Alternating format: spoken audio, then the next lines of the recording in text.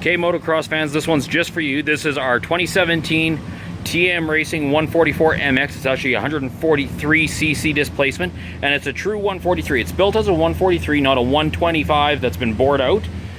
It is a single cylinder, 5-speed, 2-stroke engine. Comes with all kinds of features on this thing, and these are all from factory. This isn't aftermarket stuff, but it's the things that you do to this bike after you bought a factory one from any of the metric guys. So we're looking at Brembo brakes and hydraulic clutch on here, Galfert Rotors, V-Force reeds, HGS Work Exhaust, KYB Forks, Excel rims.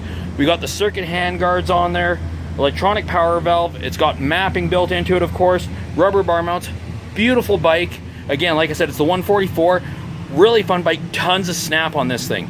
Now, normally this is where I'd hit the key and start it for you. Obviously, being a dirt bike, that's not something I can do this time. We got to kick it over, so we're going to kick it over and then show you what it sounds like once it's running. These bikes do kick over nice, so stick around. We'll be right back.